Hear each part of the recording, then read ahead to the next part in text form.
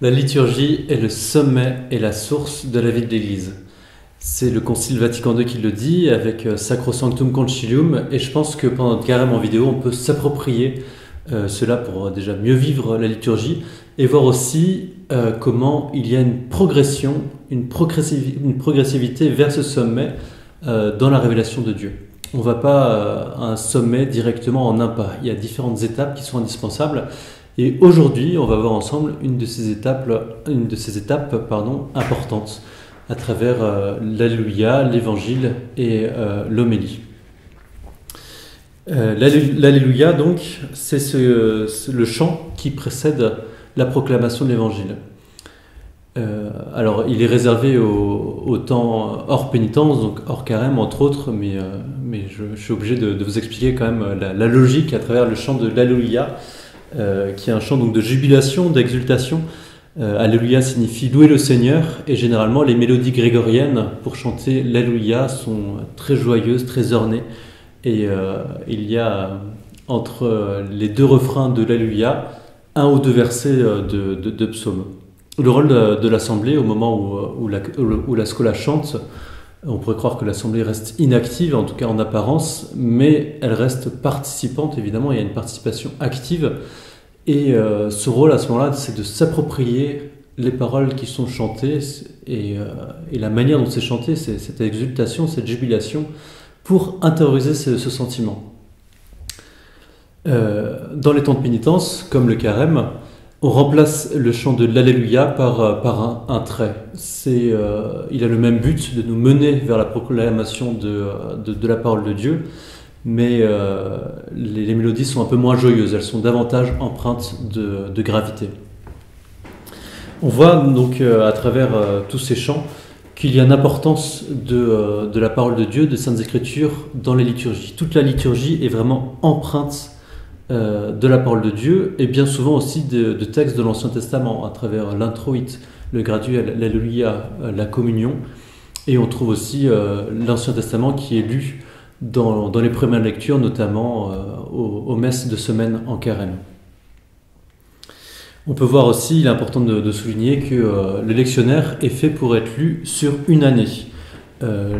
Cette construction sur un an n'est pas sans valeur, elle correspond à la nature de l'homme, c'est un cycle qui est cosmologique et qui a donc toute sa place dans la liturgie. Donc nous arrivons au moment où l'Évangile est proclamé. Et on voit que nous sommes dans le même mystère de la présence de Dieu. Il y a d'abord une présence spirituelle de Dieu avant de parvenir à une présence réelle à travers les espèces eucharistiques.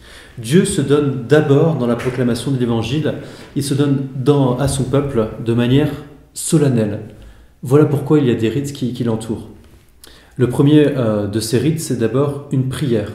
Avant de proclamer l'Évangile, le prêtre ou le diacre va s'incliner profondément et va réciter une prière. Le Munda Cor Acclabias Meas. Cette prière qui est caractéristique de la forme extraordinaire. Purifiez mon cœur et mes lèvres, Dieu Tout-Puissant. Vous qui avez purifié les lèvres du prophète Isaïe avec un charbon ardent. Le charbon ardent, évidemment, c'est le symbole du feu. Le feu qui est l'Esprit Saint qui va purifier l'âme de celui qui proclame l'Évangile, qui va illuminer son intelligence et enflammer son cœur pour proclamer dignement l'Évangile. Après cette prière va avoir lieu une procession solennelle qui nous évoque l'entrée triomphale du Christ. Le ministre qui va proclamer l'Évangile est entouré de deux acolytes, c'est les servants de messe qui tiennent les cierges, la lumière, parce que le Christ est lumière du monde. Et la lumière symbolise la présence spirituelle de Dieu à ce moment-là. Il est aussi précédé du thuriféraire, celui qui tient l'encensoir, parce que l'Évangile va être encensé. Il va être encensé 3 coups, comme le prêtre et comme le Saint-Sacrement, pour bien montrer que c'est la présence de Dieu, la présence spirituelle de Dieu, qui est contenue dans les Saintes Écritures. Cette procession que l'on fait avant de proclamer l'Évangile nous fait songer à la liturgie de Saint Jean Chrysostome, où il y a une procession similaire qui est faite, avec le diacre et le prêtre qui sortent du sanctuaire par la porte nord et se rendent jusqu'à la porte royale. Il est important, vous voyez, de montrer le lien entre la liturgie orientale et la liturgie romaine, parce que ça nous éclaire, ça nous montre, en l'occurrence ici, combien cette procession est importante et marque le côté solennel de cette célébration. Chez dans le rite des Byzantins, donc dans la liturgie de Saint Jean Chrysostome, la lecture va être faite en sortant par la porte nord. Eh bien, nous aussi, nous allons proclamer l'évangile du côté nord. L'important de la cosmologie dans la liturgie. Pourquoi le nord ? Parce que le nord, c'est le lieu où le soleil n'est jamais présent. Le Christ a dit « Je suis la lumière du monde ». Eh bien, dans le nord, symboliquement, la lumière n'est pas présente. Donc on va proclamer l'évangile face aux populations qui n'ont pas encore le Christ, face à ces lieux où la parole de Dieu n'est pas encore connue. Face aux païens, c'est la symbolique de ce côté nord. On voit aussi que c'est le moment de la liturgie, on va passer du côté droit, l'Ancien Testament, au côté gauche, avec l'arrivée de l'évangile, le Christ qui est révélé avec l'alliance nouvelle. Si l'évangile est proclamé côté nord, il est important qu'il soit proclamé face au peuple. Pourquoi ? Parce qu'il est proclamé pour le peuple. Il faut que ce soit un lieu où il soit vu, entendu par ceux qui l'écoutent et tourné vers ceux qui écoutent l'évangile. Au moment, juste avant de lire l'évangile, le célébrant va faire une triple signation. Un signe de croix sur le front, un sur les lèvres et un sur le cœur. Et après lui, toute l'assemblée va le faire. C'est très important, je pense, d'intérioriser ces gestes. Ce n'est pas juste des gestes extérieurs, il faut en comprendre le sens pour les poser en comprenant profondément la signification. On se signe le front parce que le front, c'est le lieu où on peut rougir, où on a honte. Précisément, depuis qu'on a été signé sur le front avec le Saint Crème, on est appelé à ne plus rougir de l'Évangile. On va se souvenir de ça en faisant un signe de croix sur le front. Ensuite, sur les lèvres, parce que l'Évangile que nous entendons par nos oreilles, nous sommes appelés à le proclamer par notre bouche, à travers nos lèvres. Enfin, sur le cœur, parce que évidemment, cet Évangile est appelé à être intériorisé, à nous pénétrer au plus profond, à pénétrer au plus profond de nous-mêmes.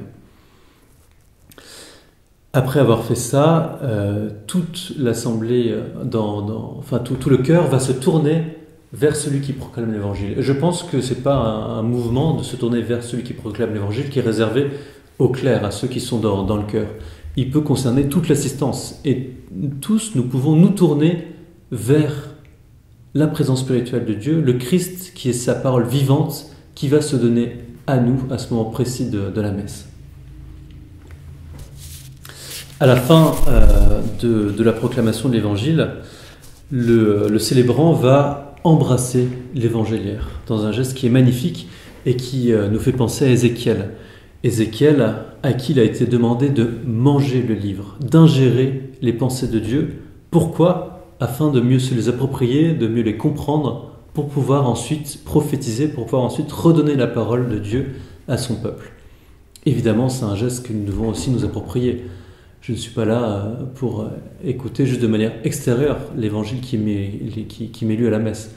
Je suis là pour faire mienne, m'approprier au plus fond de moi-même ces paroles qui me sont adressées. Et c'est la parole de Dieu, c'est-à-dire que Dieu me parle à moi aussi personnellement à ce moment-là. Pour Grégoire le Grand, docteur de l'Église, l'écriture sacrée est aliment et breuvage. Il faut que je me souvienne de ça. J'ai besoin, moi qui suis un chrétien en croissance, j'ai besoin de cet aliment, de ce breuvage indispensable à ma croissance spirituelle.